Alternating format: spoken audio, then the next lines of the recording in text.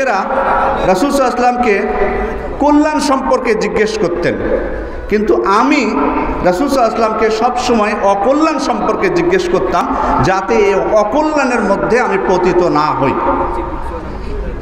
শিরক কি জিনিস? শিরকের আবিধানিক অর্থ হচ্ছে অংশীদার হওয়া বা অংশীদার করা, সহযোগী বানানো। শারঈ অর্থে শিরক কি সেটা পবিত্র কোরআনের ভাষায় আমরা জানবো। আল্লাহ তাআলা পবিত্র কোরআনে বলছেন, ফালা তাজআলু লিল্লাহি আনদাদা ওয়া আনতুম তা'লামুন, তোমরা জেনে শুনে আল্লাহ তাআলার সমকক্ষ বানাবে না, সমকক্ষ দাঁড় করাবে না, অংশীদার স্থাপন করবে না। রাসূল সাল্লাল্লাহু আলাইহি ওয়াসাল্লাম হাদিসের মধ্যে বলছেন, আনতাজআলা লিল্লাহি নিদ্দান ওয়া হুয়া খালাকা, তুমি আল্লাহর সমকক্ষ দাঁড় করাবে অথচ তিনি তোমাকে সৃষ্টি করেছেন। এটি কিন্তু মূলত হচ্ছে শিরক। এই শিরক কত ভয়াবহ সেটা আমরা এখন জানার চেষ্টা করব। ইয়াহইয়া ইবনে যাকারিয়া আলাইহিস সালাম, সূরা তিরমিজির হাদিস 2863 নম্বর হাদিস, তিনি বাইতুল মাকদিসে লোকজনকে একত্রিত করলেন, একত্রিত করে বললেন, ইন্নাল্লাহ আমারানি বিখামসি কালিমাত, আল্লাহ তাআলা আমাকে 5টি বিষয়ের আদেশ করেছেন, আনা আমালা বিহিন্না ওয়া আমুরাকুম আন তা'মালু বিহিন্না, যাতে আমি এই 5টা বিষয়ে নিজে আমল করি আর আপনাদেরকেও আমল করতে বলি। তার মধ্যে প্রথম বিষয় হচ্ছে আন তা'বুদুল্লাহ ওয়া লা তুশরিকু বিহি শাইআন, তোমরা এক আল্লাহর ইবাদত করবে এবং তার সাথে কাউকে শরীক করবে না, অংশীদার স্থাপন করবে না। তারপরে বলছেন, ওয়া ইন্না মাসালা মান আশরাকা বিল্লাহ কামাসালি রাজুলিন ইশতারা আবদান মিন খালিসি মালিহি বিযাহাব আও ওয়ারিক, যে ব্যক্তি আল্লাহর সাথে শিরক করে তার উদাহরণ হচ্ছে ওই ব্যক্তির মতো যে ব্যক্তি তার খালেস সম্পদ থেকে স্বর্ণ বা রৌপ্যের বিনিময়ে একটা দাস ক্রয় করলো। দাস ক্রয় করার পর দাসকে বলল, হাদিহি দারি ওয়া হাযা আমালি, এটা হচ্ছে আমার বাড়ি আর এটা হচ্ছে আমার কাজ, ফা'মাল ওয়া আদ্দি ইলাইয়া, সুতরাং তুমি কাজ করো আর এর বিনিময়টা আমাকে দিয়ে দাও। ফাকানা ইয়া'মাল ওয়া ইউআদ্দি ইলা গায়রি সাইয়্যিদিহি, এই দাস তখন কি করলো, সে কাজ করলো ঠিক, কিন্তু এর বিনিময়টা তার মনিবকে না দিয়ে অন্য কাউকে দিয়ে দিল।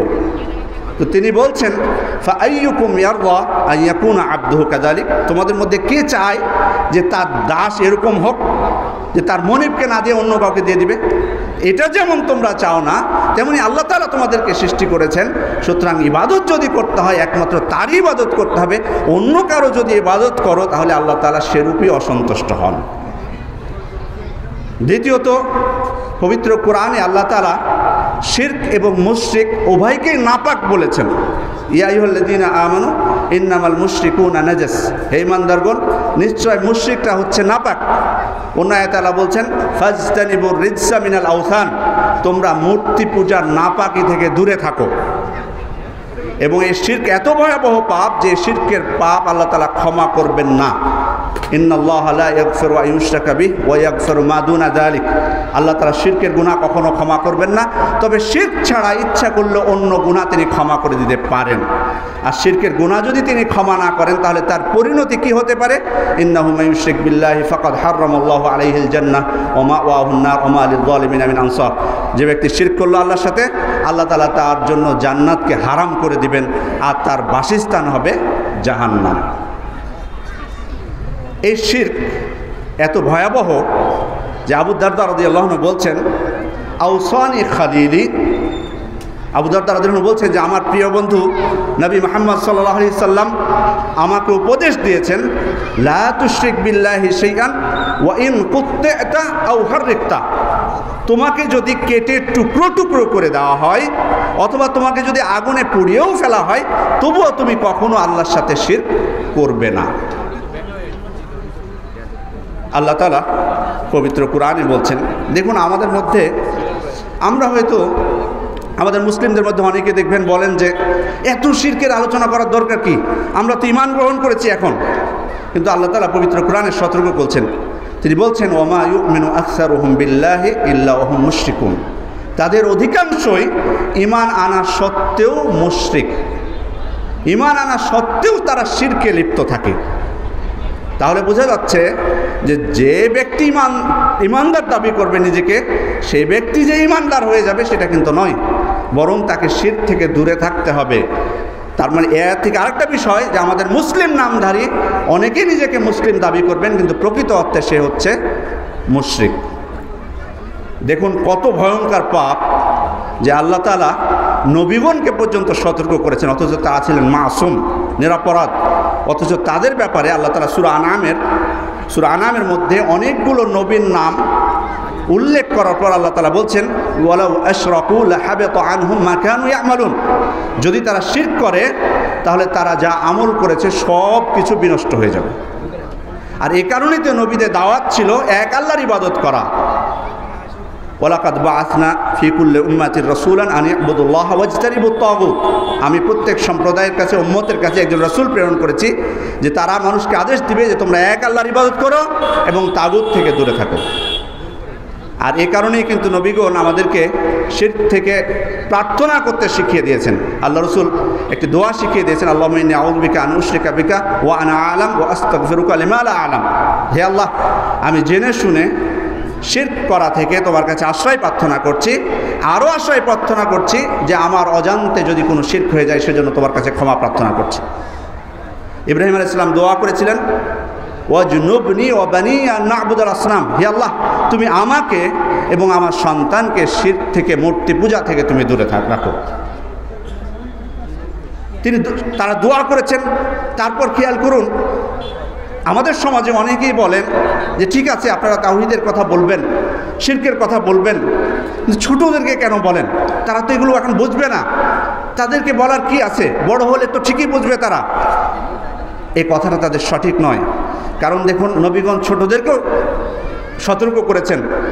নূহ আলাইহিস সালাম বলেছিলেন ইয়া বুনাইয়া ইরকাব মা'না ওয়া লা তাকুম মা'আল কাফিরিন, হে আমার পুত্র তুমি আমাদের সাথে নৌকায় উঠে যাও, তুমি কাফেরদের সাথে থেকো না। লুকমান হাকিম তার পুত্রকে বলেছিলেন ইয়া বুনাইয়া লা তুশরিক বিল্লাহ ইন্নাশ শিরকা লাযুলমুন আযীম, হে আমার বৎস তুমি শিরক করো না, শিরক নিশ্চয় শিরক হচ্ছে বড় জুলুম, বড় পাপ। রাসূল সাল্লাল্লাহু আলাইহি সাল্লাম দেখুন, ইবনে আব্বাস রাদিয়াল্লাহু আনহুমা যখন ছোট তখন তাকে অনেকগুলো কথা বলেছিলেন। তার মধ্যে একটি হচ্ছে ইযা সাআলতা ফাসআলিল্লাহ, যখন চাইবে তখন আল্লাহর কাছেই চাইবে। ওয়া ইযা ইসতাআনতা ফাসতাইন বিল্লাহ, তোমার যদি কোনো সহযোগিতার প্রয়োজন হয় তাহলে আল্লাহর কাছেই সহযোগিতা চাও। এই কারণেই আমরা ছোটদেরকে এত গুরুত্ব দিই। কারণ ছোট বাচ্চারা কিন্তু যখন জন্মগ্রহণ করে তাওহীদের উপরেই কিন্তু জন্মগ্রহণ করে। মা মিন মাউলুদিন ইল্লা ইউলাদু আলাল ফিতরা, প্রত্যেকটা শিশু তাওহীদের উপরেই জন্মগ্রহণ করে, ফিতরাতের উপরে জন্মগ্রহণ করে। ফাআবাওয়াহু ইউহাউইদানিহি আও ইউনাসরানিহি আও ইউমাজ্জিসানিহি, কিন্তু তার পিতামাতাই তাকে ইহুদি বানিয়ে দেয়, নাসারা বানিয়ে দেয় বা অগ্নি পূজারী বানিয়ে দেয়। সুতরাং ছোট বাচ্চা ঠিক আছে তাওহীদের উপরে জন্মগ্রহণ করে, কিন্তু তার এই আকীদা যাতে নষ্ট না হয়, তার চিন্তা চেতনায় যাতে কোনো সমস্যা না হয়, সেজন্য ছোট থেকেই কিন্তু সতর্ক করতে হবে। আজকে ওই ভিডিও গেমের মাধ্যমে, মোবাইল গেমসের মাধ্যমে, তারপরে কার্টুনের মাধ্যমে বাচ্চাদের চিন্তা চেতনায় আঘাত করা হচ্ছে, তাদের উপর আক্রমণ করা হচ্ছে, তাদের আকীদা বিনষ্ট করা হচ্ছে। আর আপনি বসে থেকে বলছেন তাদেরকে আকীদা শিক্ষা দেওয়ার কোনো প্রয়োজন নেই, অসম্ভব। ইমান যদি টিকিয়ে রাখতে চাই আমরা, তাহলে ছোট থেকেই তাদেরকে ইমান শিক্ষা দিতে হবে, আকীদা শিক্ষা দিতে হবে, শিরক শিক্ষা দিতে হবে, আকীদার বিপরীতটাকে শিক্ষা দিতে হবে। জুনদুব ইবনে আব্দুল্লাহ রাদিয়াল্লাহু আনহু তিনি বলছেন কুন্না মা'আন নবী সাল্লাল্লাহু আলাইহি সাল্লাম ওয়া নাহনু ফিতিয়ান হাযাবিরা, আমরা আল্লাহ রাসূলের সাথে ছিলাম, তখন আমরা খুব শক্তিশালী যুবক ছিলাম। ফাতাআল্লামনাল ঈমান ক্বাবলা আন নাতাআল্লামাল কুরআন, তিনি বলছেন আমরা কোরআন শিখার পূর্বে ঈমান শিখেছি, কোরআন শিখার পূর্বে ঈমান শিখেছি। সুম্মা তাআল্লামনাল কুরআন ফাজদাদনা বিহি ঈমানান, তারপরে আমরা কোরআন শিখলাম, তারপর কোরআনের মাধ্যমে আমাদের ঈমানকে বৃদ্ধি করলাম। তার মানে দেখুন সাহাবী তিনি বলছেন যে আমরা কোরআন শিখার পূর্বে আমরা ঈমান শিখেছি। তাহলে তার মানে বোঝা যাচ্ছে বাচ্চাদেরকে আপনাকে ছোট থেকেই আকীদা শিক্ষা দিতে হবে, না হলে তাদের আকীদাটা বাইরের কেউ কিন্তু নষ্ট করে দেবে, পারিপার্শ্বিক সমাজ থেকে কিন্তু তার আকীদা নষ্ট করার চেষ্টা করা হবে, যেটা আপনারা বাস্তবেই দেখতে পাচ্ছেন। সম্মানিত সুধীবৃন্দ, আমরা শিরক কত ভয়াবহ সেটা বুঝলাম। শিরক যদি কেউ না করে তাহলে তার পুরস্কারটা কি সেটা আমরা এখন জানব। আব্দুল্লাহ ইবনে মাসউদ তিনি বলছেন মা আসবাহা ইনদা আলি আব্দুল্লাহ মা ইয়ারজুনা আন ইউতিয়াহুমুল্লাহু বিহি খায়রান আও ইয়াদফা আনহুম সুআন ইল্লা আন্নাল্লাহ ক্বাদ আলিম আন্না আব্দাল্লাহ লা ইউশরিকু বিহি শাইআন। আব্দুল্লাহ ইবনে মাসউদ বলছেন যে আব্দুল্লাহর পরিবারে তেমন কিছু নাই যার দ্বারা আশা করা যায় যে আল্লাহ তার দ্বারা তাকে কল্যাণ দান করবেন অথবা তার থেকে অকল্যাণকে দূর করবেন। তবে আল্লাহ তাআলা ভালো করেই জানেন যে আব্দুল্লাহ ইবনে মাসউদ কখনো আল্লাহর সাথে শিরক করেন না। তার মানে এখান থেকে বোঝা যাচ্ছে তার উক্তি থেকে যে কেউ যদি আল্লাহর সাথে শিরক না করে তাহলে আল্লাহ তাআলা তাকে কল্যাণ দান করেন এবং তার থেকে অকল্যাণকে দূর করেন। আল্লাহ তাআলা পবিত্র কোরআনে বলছেন আল্লাযীনা আমানু ওয়া লাম ইয়ালবিসু ঈমানাহুম বিযুলমিন উলাইকা লাহুমুল আমনু ওয়া হুম মুহতাদুন। যারা ঈমান এনেছে এবং জুলম দ্বারা তাদের ঈমানকে মিশ্রিত করেনি, শিরক মিশ্রিত করেনি তাদের ঈমানকে, তাদের জন্য রয়েছে নিরাপত্তা। এই নিরাপত্তা দুনিয়া এবং আখিরাতে।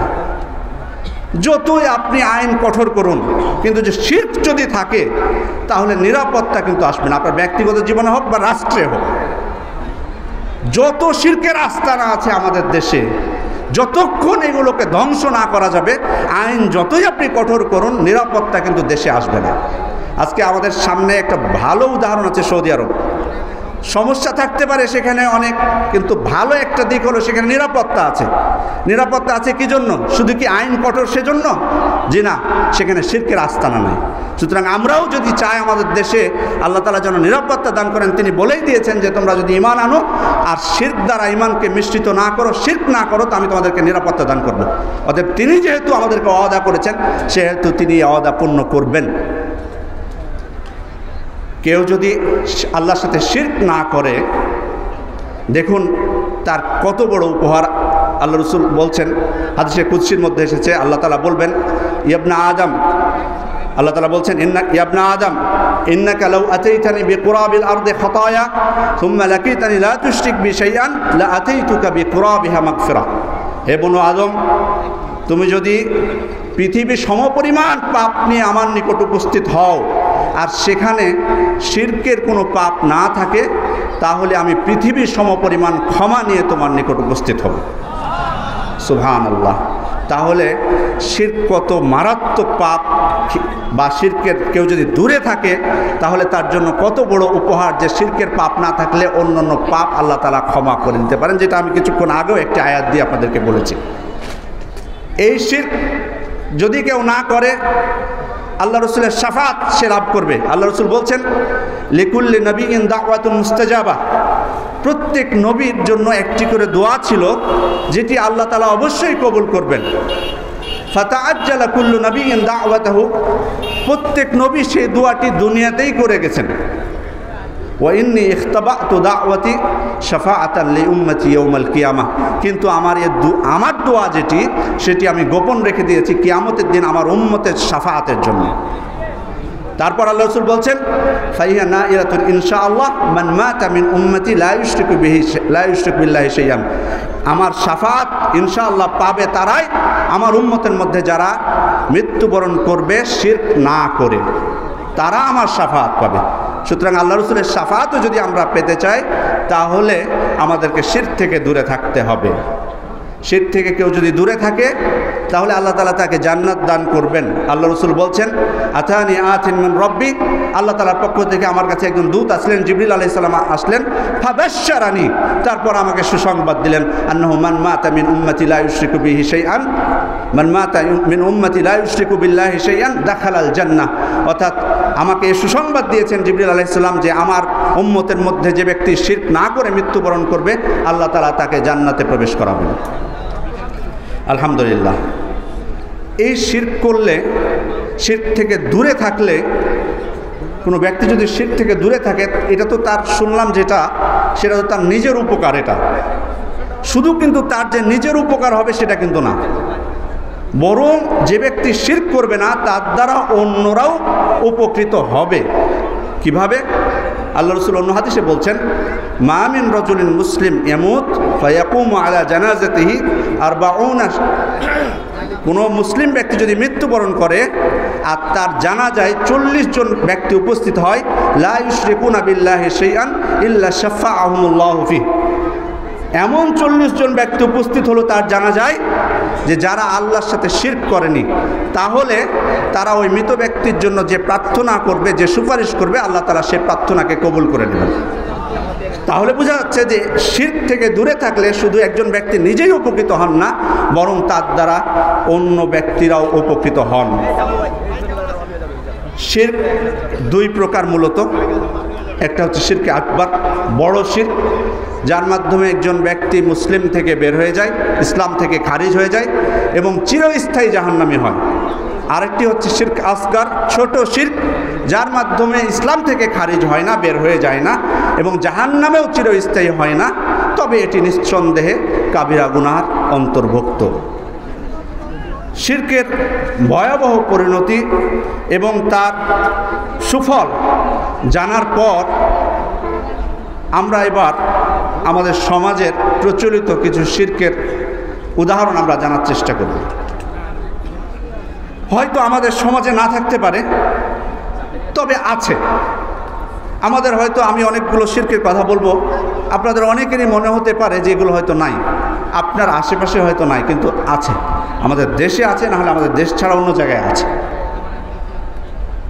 আল্লাহ ছাড়া অন্য কারো কাছে প্রার্থনা করা। ফালা তাদউ মা আল্লাহি আহাদা, তোমরা আল্লাহর সাথে অন্য কাউকে ডেকো না, আল্লাহ ছাড়া অন্য কারো কাছে প্রার্থনা করো না। আমাদের দেশে এমন অনেক মানুষ আছে যারা মাজারে গিয়ে, কবরের কাছে গিয়ে মৃত ব্যক্তির কাছে চায়। নাউজুবিল্লাহ মিন যালিক। এটি হচ্ছে শিরক আকবার, বড় শিরক, অথচ তারা নিজেদেরকে মুসলিম দাবি করে। শুধু এই পীরের কাছে কেন বা সাধারণ ব্যক্তির কাছে কেন, আল্লাহ রসুলের কাছেও আপনি চাইতে পারবেন না, তার কাছে সরাসরি প্রার্থনা করতে পারবেন না, এটাও স্পষ্ট শিরক। আমরা মদিনায় দেখেছি রাসূলের কবরের কাছে দাঁড়িয়ে অনেকে চায়, ডাইরেক্ট চাচ্ছে। যদি নিষেধ করা হয় তাদেরকে বলবে যে ঠিক আছে, অন্য কিছু চাইবো না, তবে শাফাআত তো চাইতে পারি। আল্লাহ রসুল শাফাআত করবে, শাফাআত তো চাইবো। জি না, আপনি শাফাআতও চাইতে পারবেন না। আল্লাহ রসুল আমাদের জন্য শাফাআত করবেন, এটা তো কিছুক্ষণ আগে আমরা জানলাম, কিন্তু শাফাআতের মালিক তো হচ্ছেন আল্লাহ তাআলা। সুতরাং শাফাআত চাইতে হবে তার কাছে। কুল্লিল্লাহি শাফাআতু জামিআন, হে নবী আপনি বলে দিন যে সকল প্রকার শাফাআত, সুপারিশ আল্লাহ তাআলারই মালিকানাধীন। লাইসা লাহুম মিন দুনিহি ওয়ালিয়্যুন ওয়ালা শাফি, আল্লাহ ছাড়া তাদের অন্য কোনো অভিভাবক এবং সুপারিশকারী নেই। সুতরাং শাফাআত যদি চাইতে হয় তাহলে আল্লাহ তাআলার কাছে চাইতে হবে, তবে আল্লাহ রসুল আমাদের জন্য শাফাআত করবেন, এটি প্রমাণিত। আজকে দেখুন, আমি কিছুক্ষণ আগেই কিন্তু আপনাদেরকে বলেছি একটি আয়াত, যে আল্লাহ তাআলা বলেছেন যে তাদের অধিকাংশ ঈমান আনা সত্ত্বেও তারা মুশরিক। এর প্রমাণ দেখুন যে যারা রাসূলের কবরের কাছে যে চাচ্ছে সরাসরি তার কাছে ডাইরেক্ট, তারা কিন্তু ইসলামের নাম দিয়ে, যদি তারা মুসলিম না হতেন তাহলে কি তারা মদিনায় প্রবেশ করতে পারতেন? মুসলিম না হলে কিন্তু মদিনায় আল্লাহ রসুলের কবরের কাছে তাদের যাওয়ার অনুমতি হতো না। তার মানে তারা নামে মুসলিম, খাতায়ও মুসলিম, কিন্তু যেহেতু আল্লাহ রসুলের কাছে ডাইরেক্ট চাচ্ছে, সেহেতু তারা প্রকৃতপক্ষে মুসলিম নয়, যাদের কথা আল্লাহ তাআলা পবিত্র কুরআনে বলেছেন। শিরক আমাদের সমাজে যেগুলো প্রচলিত আছে তার মধ্যে একটি হচ্ছে আল্লাহ ছাড়া অন্য কারো নামে জবাই করা, কুরবানি করা। লাআনাল্লাহু মান যাবাহা লিগাইরিল্লাহ, যে ব্যক্তি আল্লাহ ছাড়া অন্য কারো নামে জবাই করবে, আল্লাহ তাআলা তাদেরকে অভিসম্পাত করেছেন, লানত করেছেন।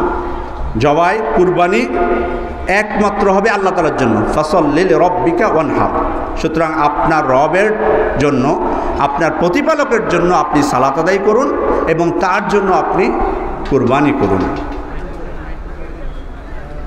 বর্তমানে যেগুলো শিরক প্রচলিত আছে তার মধ্যে অন্যতম একটি বড় শিরক হচ্ছে গায়েব জানার দাবি করা, সেটা নিজে হোক বা অন্য কেউ জানে এটা হোক। যেমন আমাদের মুসলিমদের মধ্যে অনেকে মনে করে যে রাসূল সাল্লাল্লাহু আলাইহি ওয়াসাল্লাম গায়েবের খবর জানতেন। জি না, রাসূল সাল্লাল্লাহু আলাইহি ওয়াসাল্লামকে ওহীর মাধ্যমে যেটুকু জানানো হয়েছে আল্লাহ রসুল সেটুকুই জানতেন, কিন্তু গায়েবের খবর আল্লাহ রসুল সব কিছু জানেন, এই বিশ্বাস যদি কেউ করে এটা স্পষ্ট বড় শিরক। কুল্লা ইয়ালামু মান ফিস সামাওয়াতি ওয়াল আরদিল গায়বা ইল্লাল্লাহ, এর আপনি বলে দেন আল্লাহ ছাড়া আসমান এবং জমিনে কেউ গায়েবের খবর জানে না। আর আল্লাহ রসুল যে জানেন না তার স্পষ্ট প্রমাণ পবিত্র কোরআনের আরেকটি আয়াত, যেখানে আল্লাহ রসুলকে আল্লাহ তাআলা বলছেন কুল্লা আমলিকু লিনাফসি নাফআ ওয়ালা দাররান ইল্লা মা শা আল্লাহ ওয়ালাউ কুনতু আ'লামুল গায়বা লাস্তাকসারতু মিনাল খায়রি ওয়া মা মাসসানিয়া সু ইন আনা ইল্লা নাযীরুন ওয়া বাশীরুন লিকওমিন ইউমিনুন। হে নবী, আপনি বলে দেন যে আল্লাহর ইচ্ছা না করলে আমি আমার ভালো মন্দর কোনো ক্ষমতা রাখি না। আমি যদি গায়েবের খবর জানতাম তাহলে আরও বেশি বেশি কল্যাণের কাজ করতাম এবং কোনো অকল্যাণ আমাকে স্পর্শ করতো না। আমি তো শুধুমাত্র আল্লাহ তাআলার পক্ষ থেকে একজন সতর্ককারী সুসংবাদদাতা মুমিনদের জন্য একমাত্র। তাহলে এই আয়াতে স্পষ্ট আল্লাহ তাআলা বলছেন যে আপনি বলে দেন যে আমি গায়েবের খবর যদি জানতাম, তার মানে আল্লাহ রসুল জানেন না, এটি আল্লাহ তাআলা স্পষ্ট করেছেন। সুতরাং আপনি কোরআনে দেখতে পাচ্ছেন স্পষ্টভাবে যে আল্লাহ তাআলা নাকচ করে দিয়েছেন নবী সাল্লাল্লাহু আলাইহি ওয়াসাল্লামের গায়েব জানার খবর। তারপরেও যদি আপনি বলেন যে আল্লাহ রসুল গায়েবের খবর জানেন, তাহলে আপনি তো তাহলে কোরআনের আয়াতকে মিথ্যা প্রতিপন্ন করলেন। নাউযুবিল্লাহ মিন যালিক। আর এই কারণেই কিন্তু গণকের কাছে, জ্যোতিষীর কাছে যাওয়াকে হারাম করে দেওয়া হয়েছে। মান আতা আররাফান ফাসআলহু আন শাইইন লাম তুকবাল লাহু সালাতুন 40 লাইলা। যে ব্যক্তি গণকের কাছে গেল, তারপর তাকে কোনো কিছু জিজ্ঞেস করলো, তার 40 দিন সালাত কবুল হবে না। এটা তো হলো শুধু গেলে। আর সেখানে যাওয়ার পর যদি গণকের কথা কেউ বিশ্বাস করে, তাহলে তার পরিণতি কেউ দেখুন। আল্লাহ রাসূল বলছেন মান আতা কাহিনান ফাসাদ্দাকাহু বিমা ইয়াকুল ফাকাদ কাফারা বিমা উনজিলা আলা মুহাম্মাদিন সাল্লাল্লাহু আলাইহি ওয়াসাল্লাম। যে ব্যক্তি গণকের কাছে গেল, জ্যোতিষীর কাছে গেল, তারপর সে যা বলে তা বিশ্বাস করলো, তাহলে মুহাম্মদ সাল্লাল্লাহু আলাইহি ওয়াসাল্লামের উপরে যা নাজিল হয়েছে সেটাকে সে অস্বীকার করলো, কুফরি করলো। তার মানে কোরআনকে সে অস্বীকার করলো। সুতরাং আমাদের মধ্যে এখনও অনেকে আছেন যারা এই পথ ছাড়তে পারেননি। বিশ্বাস করে, কিন্তু যখন বিপদে পড়ে যায় তখন চলে যায় গণকের কাছে। তাহলে বুঝতেই পারছেন যে এটা কত মারাত্মক অন্যায়। কিছু শিরক আছে যেগুলো আমরা মুখে বলি, অনেক সময় সতর্ক থাকি না।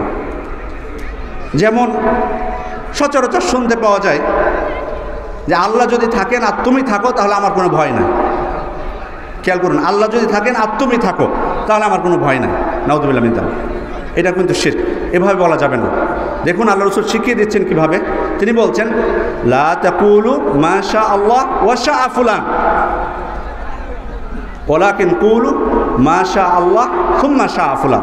আল্লাহ রাসূল বলছেন যে তুমি এভাবে বলিও না যে আল্লাহ যা চান আর অমুক ব্যক্তি যা চায়, এভাবে বলিও না, বরং বলো যে আল্লাহ যা চান অতঃপর অমুক ব্যক্তি যা চায়। সুতরাং যদি কোনো কারো সাহায্য আপনি পান দুনিয়াতে, কোনো ব্যক্তির সম্ভব হয়, তাহলে বলবেন যে আল্লাহ সাহায্য করলে অতঃপর তুমি যদি সাহায্য করো তোমার যেটুকু ক্ষমতা আছে দুনিয়াতে, এভাবে বলতে হবে, অতঃপর কথাটা বলতে হবে। অনেকে বলে যে আল্লাহ জানে আর আমি জানি, আল্লাহ জানে আর আমি জানি, এভাবে বলা ঠিক না। হ্যাঁ, আপনি জানেন এটা ঠিক, কিন্তু এভাবে বলবেন না। বলবেন আল্লাহ জানে অতঃপর আমি জানি। একটা বিষয় ধরুন সে জানে কি ঘটেছে, সেখানে বলতে হবে যে আল্লাহ জানেন অতঃপর আমি জানি। আপনি যদি বলেন আল্লাহ জানে আর আমি জানি, আপনি বিষয়টাকে খুব সহজভাবে দেখলেন, এটাই কিন্তু নিষেধ করা হয়েছে, এটাই কিন্তু আল্লাহ তাআলার সাথে শিরক হয়ে গেল। সুতরাং খুবই সতর্ক থাকতে হবে। দেখুন 3 ব্যক্তির ঘটনা আপনারা জানেন বনু ইসরাইলের, যে 3 জন ব্যক্তিকে আল্লাহ তাআলা পরীক্ষা করেছিলেন, যাদের মধ্যে একজন ছিল কুষ্ঠরোগী, একজন ছিল টাকওয়ালা, একজন ছিল অন্ধ। আল্লাহ তাআলা ফেরেশতা পাঠিয়ে তাদেরকে সম্পদ দান করেন। তারপর আবার ফেরেশতাকে পাঠান যে এই 3 ব্যক্তি সম্পদের শুকরিয়া আদায় করছে কিনা।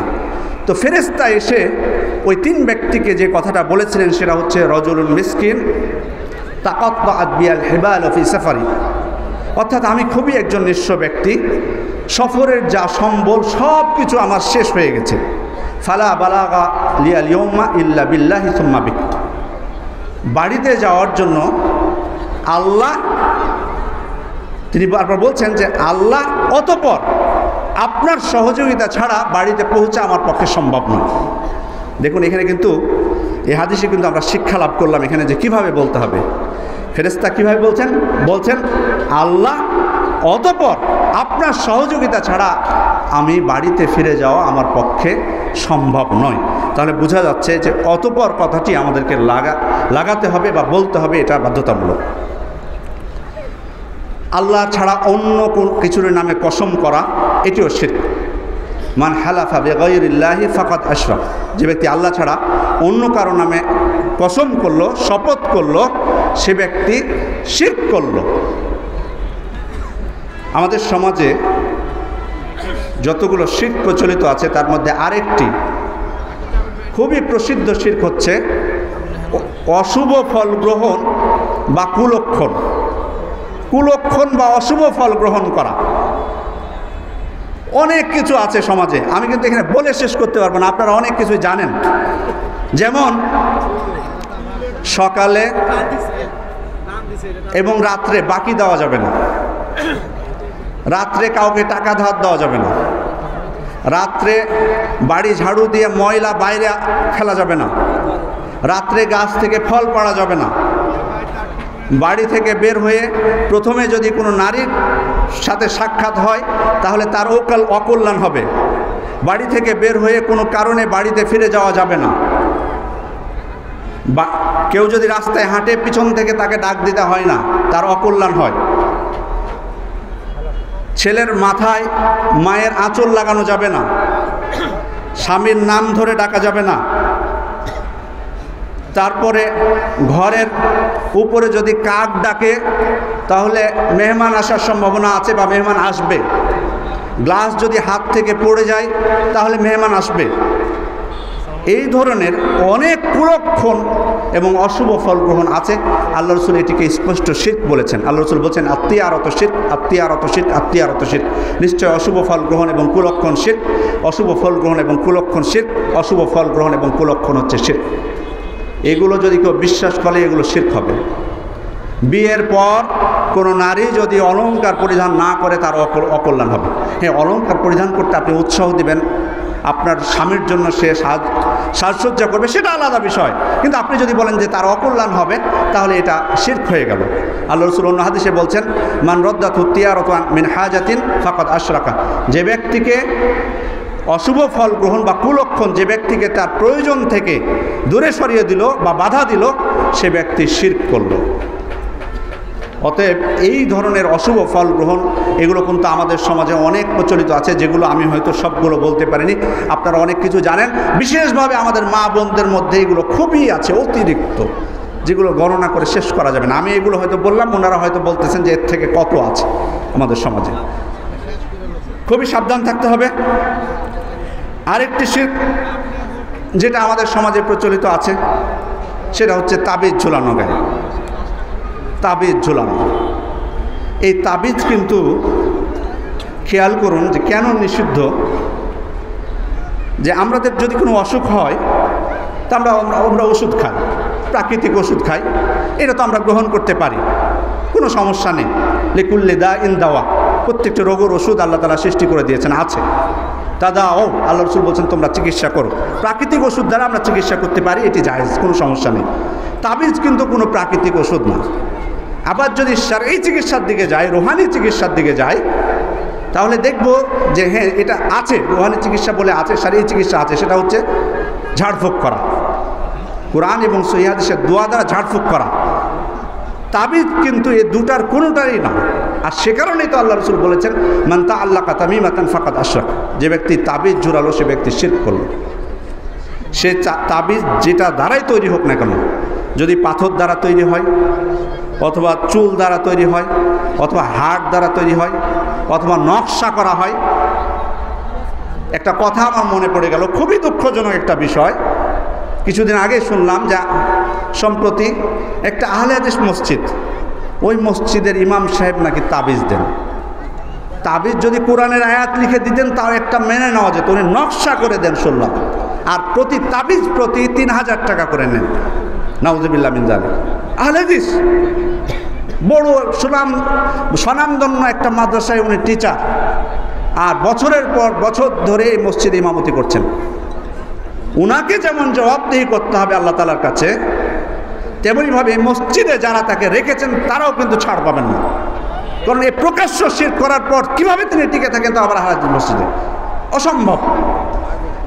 সুতরাং এই তাবিজ সেটা পাথর দ্বারা হোক বা গাছের দ্বারা হোক, গাছের ডাল দিয়ে হোক, অথবা নকশা করে হোক, অথবা ফেরেশতাদের নাম দিয়ে হোক, অথবা জিনের নাম দিয়ে হোক, শিরক।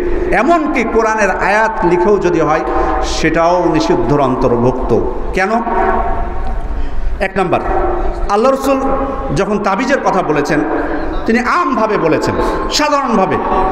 সে কারণে প্রত্যেক তাবিজ সেটার অন্তর্ভুক্ত হবে, সেটা কোরআনের আয়াত দিয়ে লেখা হলো। কারণ তিনি বলেছেন যে ব্যক্তির তাবিজ লটকালো, তিনি এখানে কোনো কিছুকে আলাদা ব্যতিক্রম করেননি, ইস্তেসনা করেননি। আরেকটি হাদিস স্পষ্ট তার প্রমাণ, মান তাআল্লাকা শাইআন উকিলা ইলাইহি, যে ব্যক্তি কোনো কিছু ঝুলালো তাকে তার দিকেই সাপোর্ট করে দেওয়া হবে। এখানে বলা হয়েছে কোনো কিছু ঝুলালো, সেটা যেটার হোক না কেন। দ্বিতীয় আরেকটা বিষয় হচ্ছে যে কোনো ব্যক্তি যখন তাবিজ গ্রহণ করে, সেটা তো আপনারা জানেন যে কোথায় তাবিজ লাগায়। বিশেষ করে বাচ্চাদের মধ্যে জিনিসটা বেশি দেখা যায়। ওই আমাদের যারা সঠিক আকীদা এখনও গ্রহণ করতে পারেননি, আল্লাহ তাআলা হেদায়েত যাদের এখনও লেখেননি, তাদের বাচ্চাগুলোকে একটাকে দেখবেন, যদি সম্পূর্ণ শরীরটা দেখতে পান তাহলে কত জায়গায় তাবিজ ঝুলানো আছে। শিক্ষিত মানুষেরা অনেকে বুঝেন এটা, কিন্তু অশিক্ষিত যদি হয় তাহলে দেখবেন কোথায় হাতে লাগা আছে, মাজায় লাগা আছে, কোথায় মানে তার পায়ে লাগানো আছে। একজন ব্যক্তি তাবিজ যখন তার শরীরে লাগাবে, কোরআনের আয়াত থাকবে সেখানে, স্বাভাবিকভাবে সেই বারবার ওয়াশরুমে যাবে, টয়লেটে যাবে।